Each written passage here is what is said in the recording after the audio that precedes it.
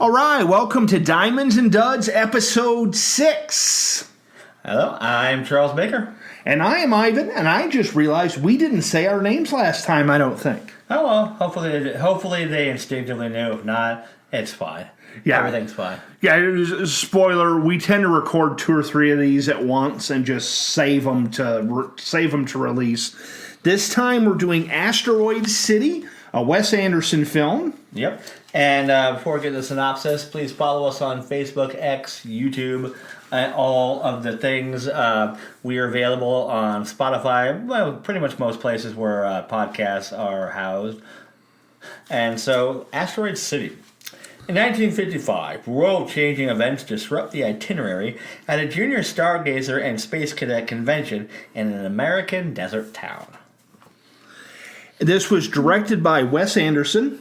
One of the things when I was looking at the cast, one of the people that wrote this was Roman Coppola. Did you see that? Oh, okay. He is one of the sons of Francis Ford Coppola. Okay.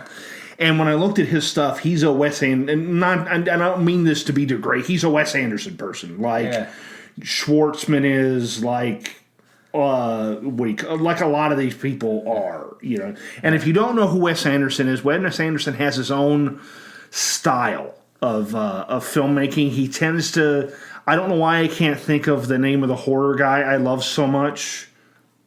There's the horror guy, but what he tends to do is he tends to use the same actors over and over and over again. The guy that's doing the horror guy that's doing the Dark Tower uses the guy Saracen from Friday Night Lights a lot. Some of them on Netflix, Haunting of Hill House or whatever. Yes. Yeah. He like that guy. He tends to use a lot of the same actors over and over again, which I'm not.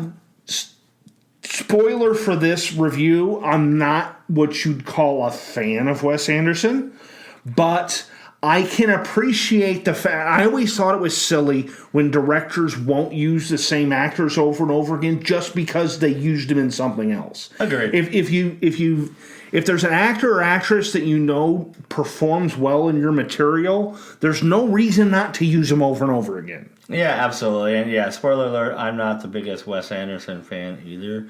So if you're like a Wes Anderson, like Die Hard, there might be a couple things that make you a little a teardrop or so.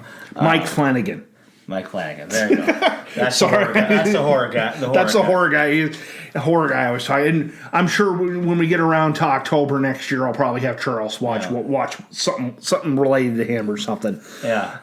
So then Coppola, the writer Coppola being Francis' son, does that make in the family tree? Does that make him and Nick Cage cousins? Right? Probably. Nick Cage is the nephew, I think, of Francis. I think I didn't go into that level because if people don't know what we're talking about, Nicolas Cage, when he first came on to Hollywood, Francis Ford Coppola had hit it big with The Godfather and stuff, and Cage wanted to make it on his own and didn't want to be seen as, hey, I'm getting parts because I'm related. Nicolas Coppola. Because I'm related to the other, and so that's why he changed his name.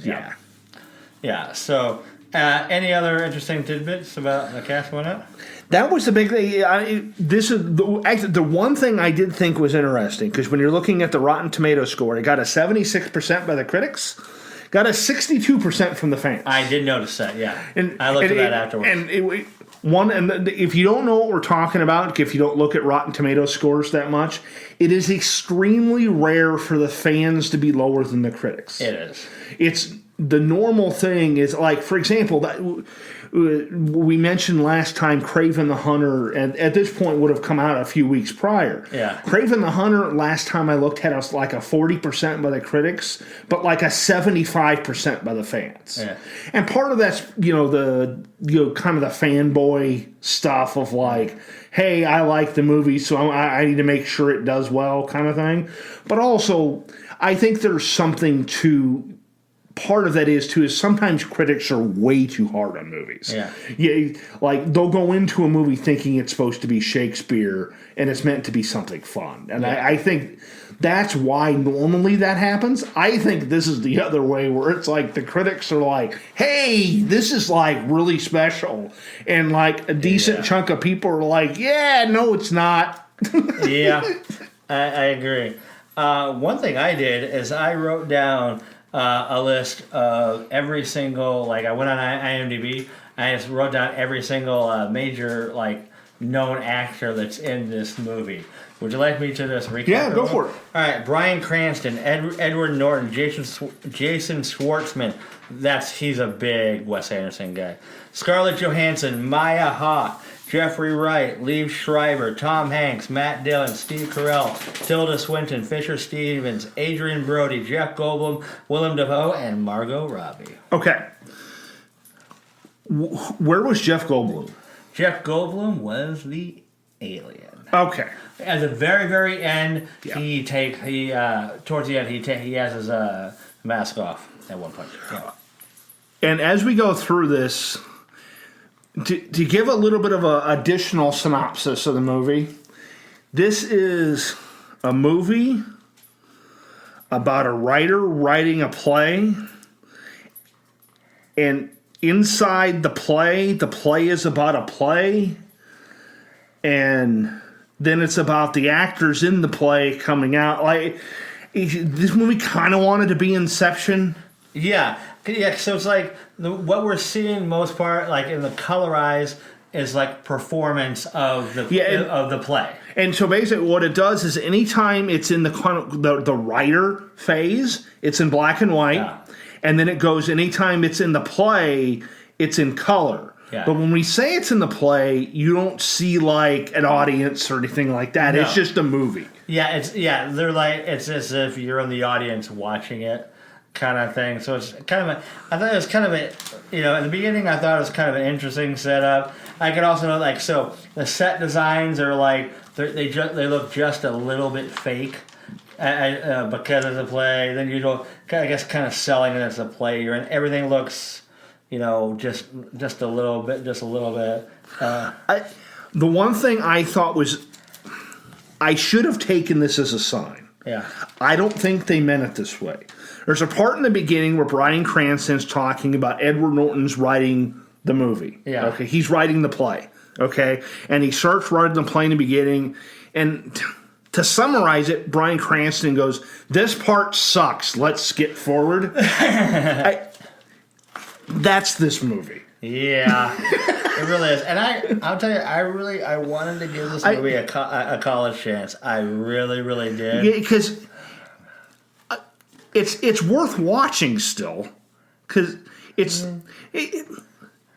I'm struggling to find words, because what I do when I do this, guys, is I take notes and stuff to what do you call? I take notes so I can remember.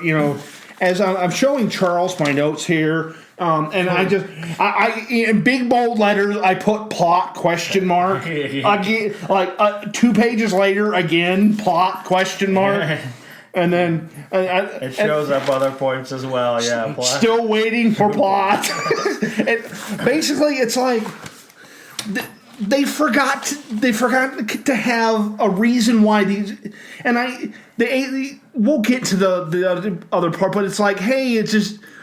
This is goofy for goofy's sake, is what a lot of it ended up being. Yeah, so it starts, we have family, Schwartzman and his kids, they're traveling to his dead wife's grandmother, who, he hasn't told him, and it's been 3 weeks. I mean, first of all, Jason Schwartzman is just a really shitty dad in this movie. Oh, good God, yes. The absolute pits, and I don't remember what. And then other characters start coming through. At one point, like someone's trying to light a cigarette, and so it's not working. So literally, they poured gasoline on the lighter. Like, oh, that's a great idea. I thought that was hilarious. I thought that was funny. I laughed at that. Yeah, and I'll point out, even though I didn't like the movie as a whole, there were a few performances that I really liked. Because basically, Schwartzman takes his family in. his car gets towed to this town that I think they were going to anyway. Yeah. But like gets towed in by Matt Dillon, who I thought Matt Dillon. I wish they had given him more. He should have had more to do. I enjoyed Matt Dillon. I enjoyed Matt because it's. Stop me if I'm right. It's been a while since we've had Matt Dillon in a lot of stuff. At least something major. I don't recall off the top of my head. Because he was very funny as basically he's a mechanic. They put their Schwartzman's car up on a thing and he's like, these cars typically have two things wrong. One is like a 50-cent part. One, your car's fucked. Yeah. And then a third thing that also meant his car was fucked. Yeah, and his third thing is like something supernatural is going on with one of the parts that it doesn't really get revisited. It doesn't get tied into the quote unquote story. It's just they just make it clear later on that the part's still going crazy and acting of its own accord. Later on in the movie, so it doesn't make a whole lot of sense. They go into this diner, and I made a comment, wrote down, that is the busiest menu I have ever seen in my life. This diner's menu. There's like 75 different menus. Was that the menu? Was that what was on the wall? Yeah. Okay. That was the diner's menu. I'm like, oh my God. And I've been watching a lot of our sister Rita and her boyfriend Jordan are really into Gordon Ramsay. Really, really into Gordon Ramsay. Yeah. And so I, as a result, have watched a lot of Kitchen Nightmares lately. Yeah. Gordon Ramsay would not like. Do the three things you're a diner. You're gonna have like 5 people in here a day. You don't need to have 75 items on your menu. I feel so bad for the cook. Yeah, I mean, that's just busy as hell. So very. And one thing I noticed, and I get it. It's a bold choice. I don't think it ends up paying off like not all. Is that one thing you notice? Is that I get a long list of known actors. A lot of those actors are Oscar winners, Oscar nominated, Emmy winners. Not a single actor displays 1 second of emotion the entire film. Which almost has to be a choice. It is. It definitely is. Like in a vacuum without factoring anything else, every single one of these performances from an emotion standpoint would be the worst one of the decade. Now, because this is a play, I think the point is that this isn't a good play. This is a shitty play, and these are all shitty actors. None of these actors is supposed to be good. So I'm going to give credit, first of all, to most of these actors for intentionally playing really, really crappy performance, but it doesn't pay off based on a lot of the other stuff. It just makes the movie really, really boring. Because that makes sense that what they were trying to do, but all that ends up doing is that you're making a movie about an actor portraying a bad actor. Yeah. You're just having a movie where there's bad actors in it. Everywhere. And it's a bold gambit, Cotton, but it doesn't pay off. So it doesn't work. And then around this time also, isn't it where Schwartzman calls Tom Hanks? Yeah. That's a bizarre scene. Because Tom Hanks, it seems like, is a normal one, and he seems to be alluding to, have you told the kids yet? Yeah. Which we'll spoil that for you here in a second. Yeah. But Schwartzman's like, no, and Tom Hanks understandably is a bit concerned that his grandkids don't know that his daughter's dead. After 3 weeks. And then they closed a phone call out by having Tom Hanks and Schwartzman staring at each other. Yeah, I know. It is weird. There's a lot of weird for weird's sake in this Which movie. I didn't have a problem with, but it's basically that's to portray what Charles was alluding to a little bit ago, is how bad of a dad Schwartzman is. Yeah. Is that his wife died 3 weeks ago. He cremated her. He put her in a Tupperware container. Yeah. And he's just sort of been carrying her around. Yep. And later in the movie, just to underscore just what a crappy dad he is, later in the movie, after being flat out asked, he says that his initial plan was to abandon his kids there at the grandfather's house, which I will amend what I said There was one solitary display of emotion in the movie, and that is when Tom Hanks at the late in the movie, after he says that, when Tom Hanks is like, "What?" Yeah, because it's and what made the part then that I found funny in that scene, because basically Schwartzman is there with his son and Tom Hanks, and he's like, "Yeah, I was gonna abandon you," and he's like, "What?" And he's like, "Don't worry, I was gonna hire like a baby." He's like, "I was gonna hire a babysitter." Yeah, which I found that legitimately funny. Yeah, and so like there's short. So basically, like this is a town. Like basically, what's going on is there's like 5 really smart kids that created like these crazy projects, and they're gonna find out like which one of them gets like this award, like the scholarship award. So you get into, first of all, Schwartzman's 3 girls are freaking weird as hell. Like they legitimately think they're vampires, and it's not because they think they're vampires and witches. Let's take a second and go through briefly these people and the kids. There's Schwartzman. His son is one of the there's 5. I think he's 5. One of the 5 of the scholar, whatever they're called. Yeah. And he makes something where you can have a picture of something on the moon. Yep. Think of it like advertising people. Yes, and that's really what they say. And then interstellar advertising. Then there's 3 daughters. Yep. Which aren't part of that group. They're just, hey, our dad and your brother are going, so we have to go. Yeah. There's an Asian father and son. Asian father and son. I forget what they make. The Asian father and son.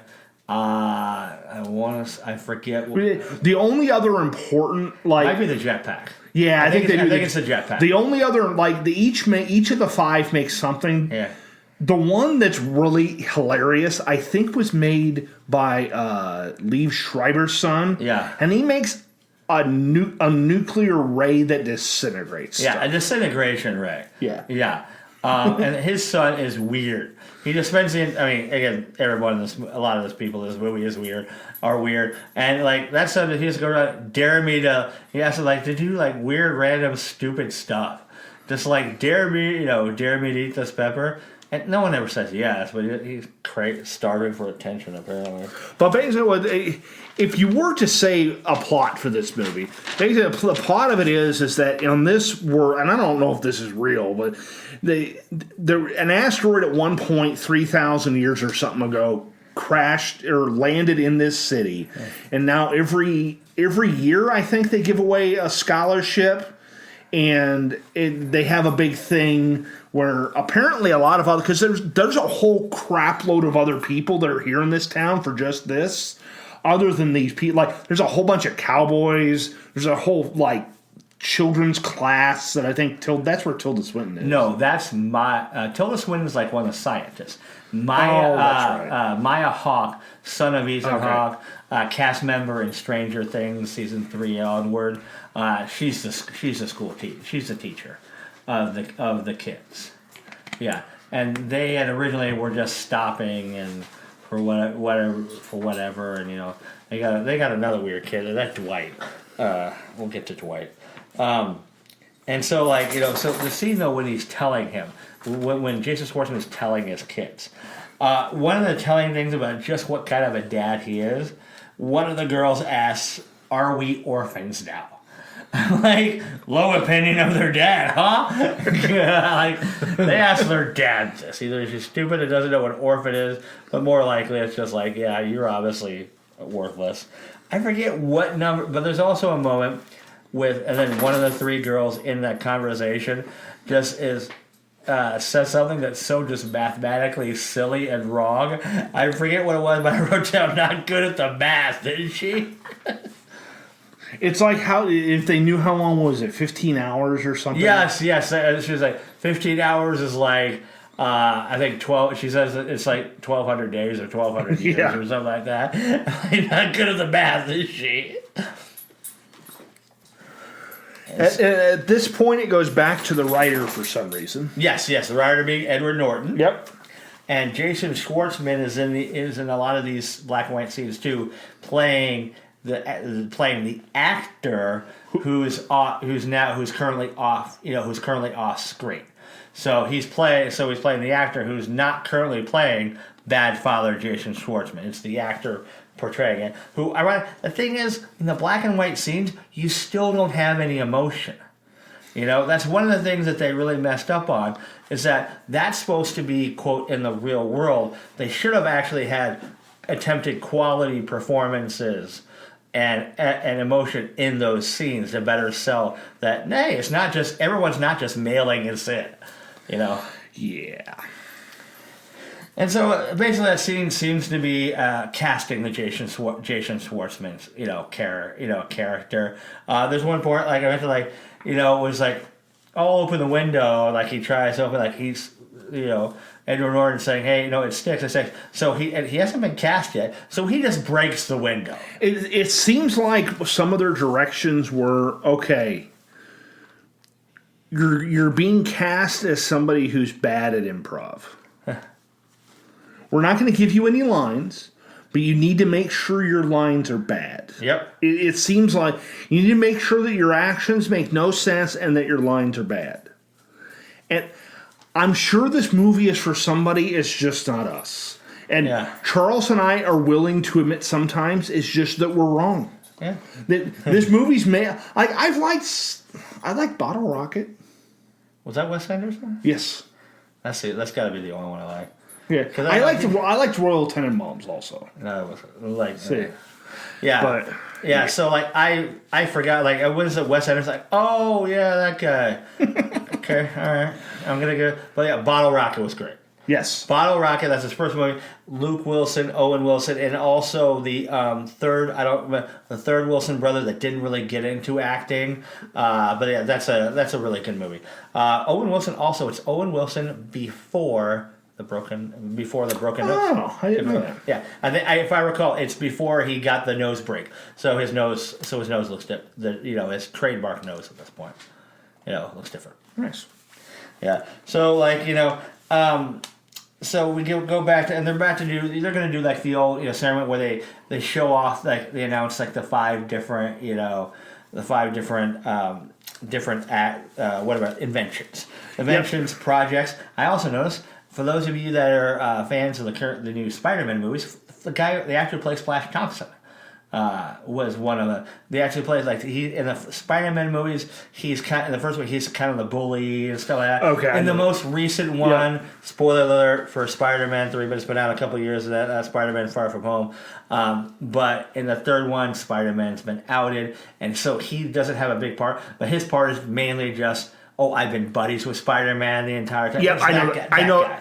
I can't picture him, but I know exactly what you're talking about. Yeah, so he's in it. Jeffrey Wright, from other things, but Westworld fame. Yes, one of the things I thought was funny is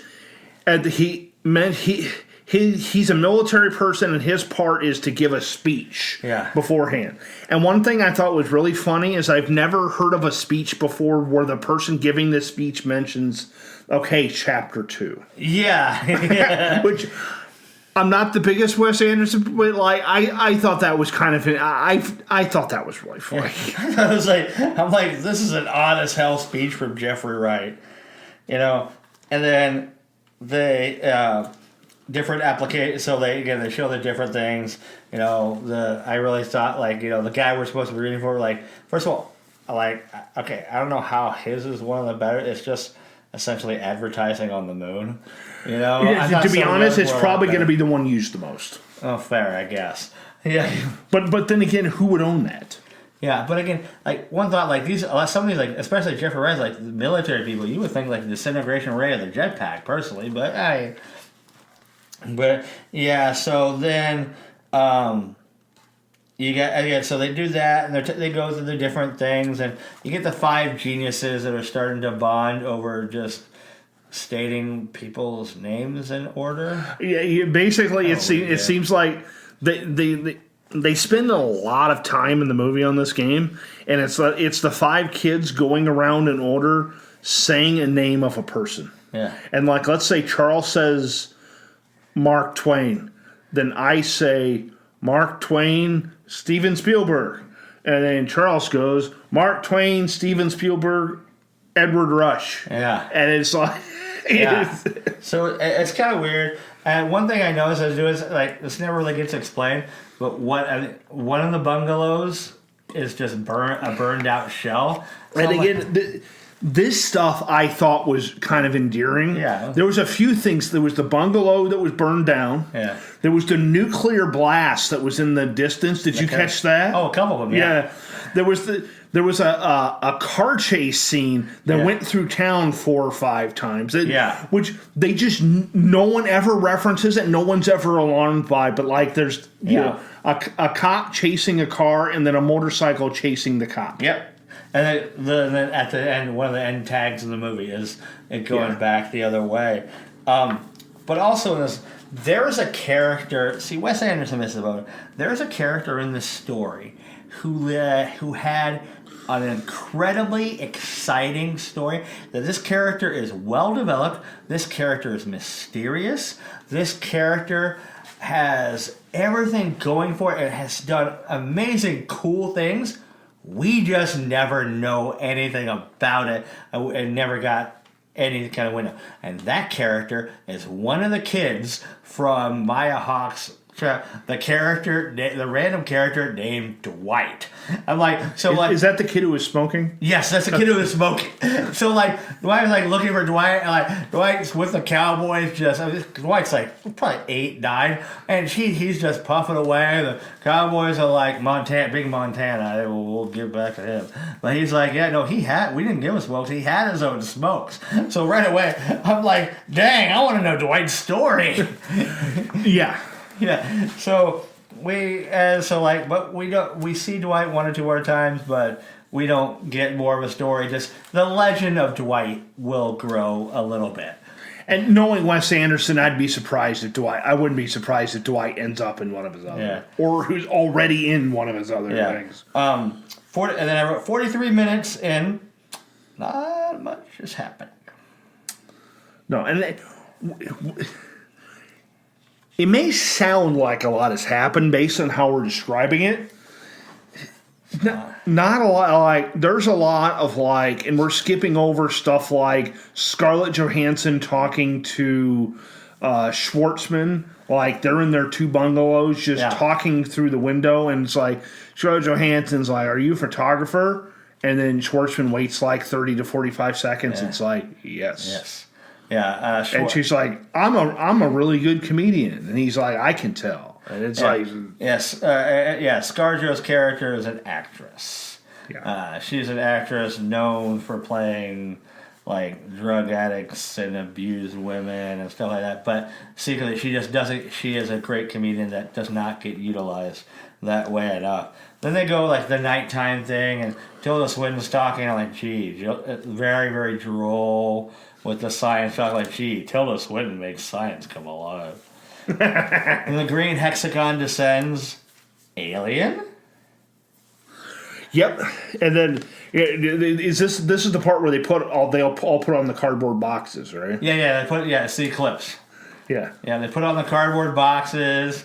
I'm just like, there's sunglasses, but whatever. So they see that, they see. This is the 50s. Sunglasses weren't invented yet.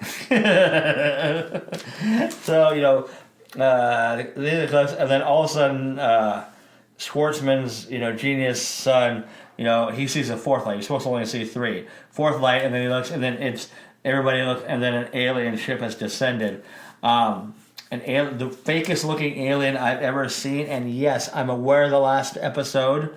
We watched Santa Conquers the Martians, previous episode, and I am including those Martians when I say this is the fakest looking alien I've ever seen. How I get, because it's supposed to be a shitty play, I get that it's by design, and I'm not actually knocking, but that is the fakest looking alien I've ever seen. Yeah, for me, and I know it wasn't. It looked like really bad green screen. No, me too. I thought it was until the end of the movie, and maybe the end of the movie was simply different until the very, very end, when there was a scene with the alien without his mask on. I thought it was just computer generated. And maybe it was until the end. Yeah, and I thought, I'm like, okay, it's computer generated, but like, given that this is supposed to be a play, they're purposely making the computer generated look off and weird and it's like, and then the alien gets out. There's like a little asteroid on the ground that apparently like is significant, that it landed and created some dumb crater, and like the alien literally grabs the asteroid and then goes back up, and that's it. And that is what they call Act 1. Yep. Yep. And then Act 2, like it's literally supposed to be 24 hours later. Like the military's work fast. This is a full on quarantine camp. This is like what Stranger Things has when they're trying to like quarantine, not let anything out, and it's Yeah, and I put, now that the 55-minute setup is done, which is more than half the movie, maybe read about will something happen? Probably not. Yep, I wrote down still waiting for plot. Yeah. I did find this line funny. So it shows briefly, so some of the people have been getting interrogated. We get it's one of the again, people that are in line for the scholarship, the Asian actor who I think they did the jetpack. They're quizzing him about something you wrote a bashing piece against your principal, whatever. Who is your source? Like, I was in the 6th grade and I will not name names. I thought that was funny. I thought that was really funny too. Yeah, and then around this time also, and one of the people we haven't mentioned yet, just because he hasn't done a whole hell of a lot, Steve Carell. Yeah. And one of the things I thought was funny in this movie is like, they're really hammering home the idea of vending machines for like everything, and apparently they're selling land in a vending machine. It almost seemed like a crypto scheme. I wrote down somewhere on here that I think Steve Carell's scamming everybody. Because Steve Carell at one point is trying to convince, it might be a bit farther down in the movie, but he's trying to convince Liev Schreiber. There's already been a scene at this point of him doing that. Yeah, he's trying to convince Liev Schreiber to buy the land, but he makes a point of saying that you don't own the land, and at the end of X number of days, the land comes back to me. Yeah, and in order to get anything, you have to put $10 in quarters. Yeah, you can buy the piece of land with $10 in quarters. And so, there is a moment at some point in the movie where I think one of the kids is in the background just pumping in $10 in quarters. So I will admit that part is funny. So Maya Hawke trying to teach the kids, since they're quarantined, they came out here I think for a field trip or some such, and none of the kids are interested. And apparently the solar system really is like the topic of the day, and she just really wants to just lock down their knowledge of Neptune for some damn reason, and none of the kids are about fucking. Well, Neptune. No, because they just saw a goddamn alien. Yeah. Enter, Big Montana, who comes in with a little bit of, folksy wisdom. Dang, Big Montana, are you wise? Is Big Montana an actor I should know? No. Okay. He was not. Big Montana, are you wise or an idiot? I'm with the kids. Who gives a shit about that tickler? Yeah. Now, there's one point here. Bryan Cranston, is this the part where Bryan Cranston arrives? Yeah, there's one point. Yeah, he actually comes. Because Bryan Cranston's the narrator in the black and white parts, but he accidentally shows up in the color parts, which I found. Yeah. But around this, I don't know. I'm not in this scene. Yeah, there's also something around here where Tom Hanks is with the kids around here, right? Yeah, with the kids at the grave, where they see. Yeah, the kids had buried. The Tupperware and done the 3 kids, the girls, and done because again the girls are crazy. One actually thinks she's a vampire. One actually thinks she's a witch. I forget what the third one thinks. So they were doing a ritual, and so then there was a follow-up scene once Hanks got there. Yeah, and then did you notice that Tom Hanks had a gun? Yes, I did. I'm like, why are we making a point of showing the fact that Tom Hanks clearly is packing? Why was he packing? But also, if you think about it, not just that, but he would have had to bring the gun with him because he drove from a significant distance to get here. Yeah. But why did he bring a gun with him? I know. How do you expect this to play out?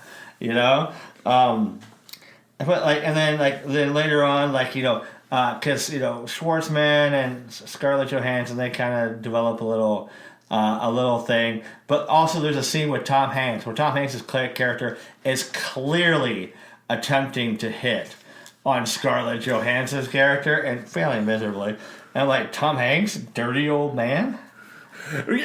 What's funny is that Tom Hanks is trying to hit on Scarlett Johansson's character, not realizing that the husband of his dead daughter is just off camera where he can't see him, who's also trying to hit on Scarlett Johansson. Yeah, I think he's in view, just Tom Hanks is not looking in that direction. Yeah, and so the moment without I have what I call the most unearned self-realization ever.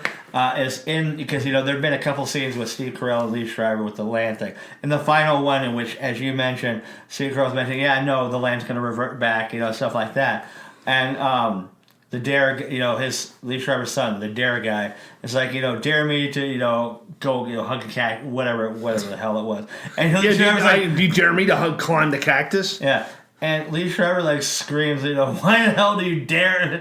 Everything, dare. And the dare guy just spouts out these, this completely unearned spiel about maybe it's I'm worried that people won't notice me. And I'm like we spent 3 minutes with this guy. I don't really feel it's just this hasn't felt like it just feels like a weird dumb side thing. The self-realization is not earned.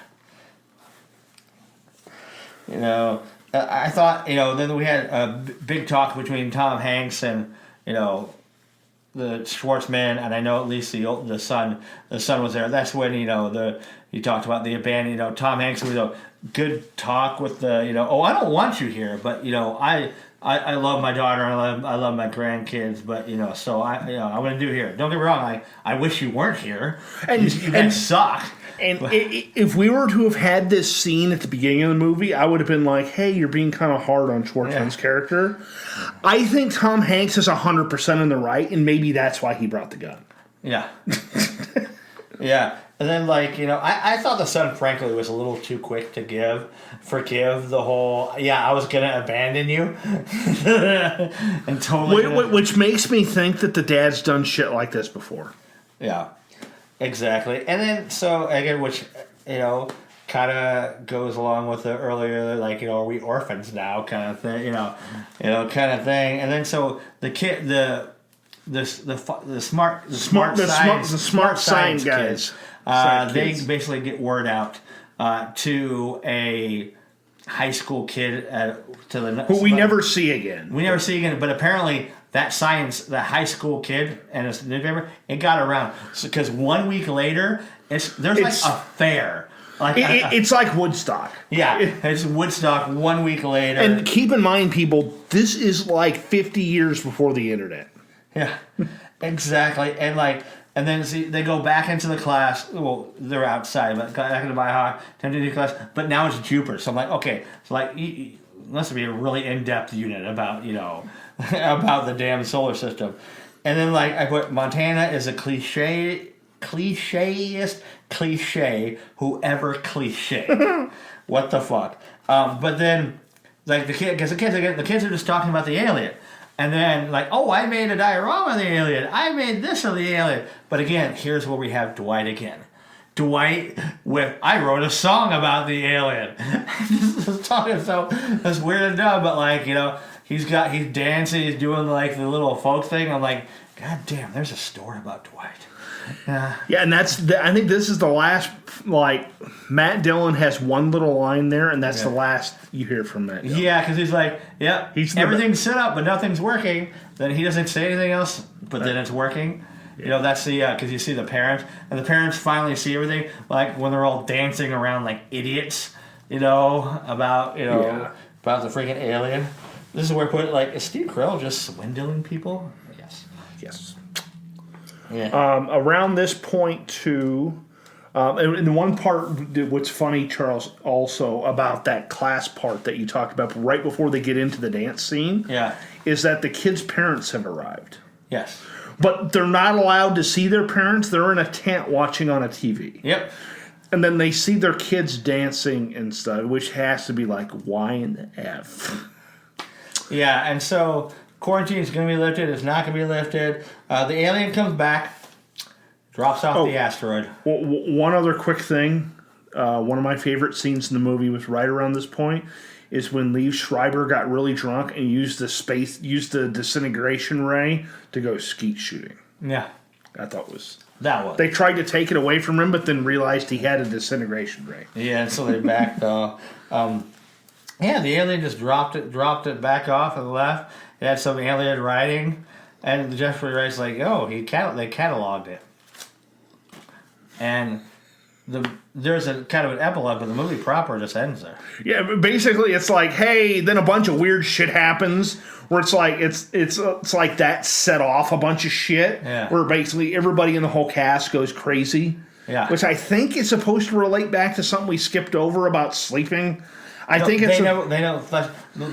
think they want those two scenes to relate to each other, but I don't think they actually do. Yeah, because that's where it ends. But then they kind of epilogue, and the epilogue is mostly black and white. So the sleeping thing never ended up in the play.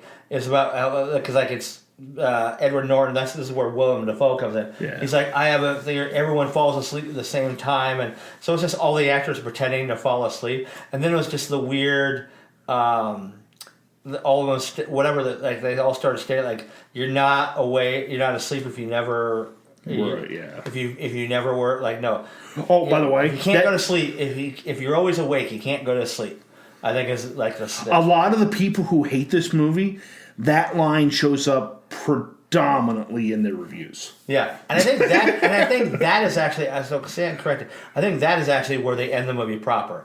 Is when everybody says like, yeah, like. And it just makes no sense, and then the epilogue is just a little just more. That's where you get Margot Robbie, I think, where like they say, oh, I was in it, deleted scenes from the play where she was going to play the mother. Yeah, and it's like, oh, we do get one more Matt Dillon because in the black and white, the Matt Dillon is like, hey man, you're on, you're missing your part out there. It's like we were supposed to have scenes too. I'm like, wait. How was Matt Dillon, the car guy, supposed to have scenes with the dead mother who was only supposed to, Yeah. And basically, the last thing I wrote on my notes is Woodrow, who's Schwartzman's son. Basically, his last part in the movie is like, you know what? I don't think I believe in God anymore. Yeah. And so... In the end, what would you give this, a diamond or a dud? A dud. A dud, yeah, 100% a dud. I'd probably make it a dud 4. I'm going to make it a dud 2. Now, a dud 1 makes it like... Dud 1 is like, it is an unwatchable collection. Oh, never mind. I was thinking the opposite way. The higher it is on the dud scale, the more like so bad. And I should know this. Yeah. But yeah, dud 1. Yeah.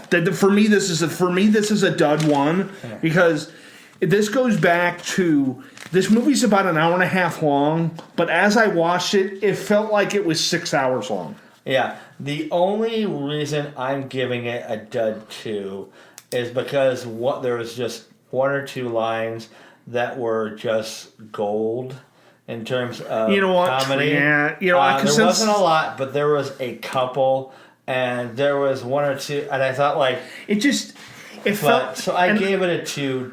I'll say that because it felt like still terrible. It felt like they threw way too much shit into this. Yeah. And I understand, like, if you have all these, like, A-list actors wanting to do you find a way to get them in there. But I think you cut 7, like, I think you cut out the cowboy group. I think you cut out the class. I think you cut out the 3 girls. I think you cut out half of the science group. It just seemed like there was too many people in that. But because what's tough and what's annoying watching this is you can tell some of these characters, if they had time to expand on them, would be very interesting. Yeah. Like Steve Carell's character would be very interesting. Matt Dillon's character would be very interesting. You know what I mean? Liev Schreiber's son, the guy who dares all the time, would be very interesting if he had, say, 15 minutes of expanding on it. It's just when you have literally like 30 A to minor A-list actors in there, you have to find time for all of them. And then when the movie's an hour and a half long, you just don't have time. Yeah. And also, like, it would help if, like, to make things happen. You know, when you combine, all right, all the performers are going to be intentionally wooden and have bad performances by design because you're a play and it's a crappy play with crappy actors. Combine that with nothing happening in the film. Like, that makes for a very, very boring viewing experience. Which was, when I looked on Rotten Tomatoes, was a lot of the audience, because I was like, okay, why is the audience not like this? Because, and a lot of it's, a good chunk of them referenced that line that you had. And it's like, a lot of it had that, and it's like, yeah, I wish I could have fallen asleep.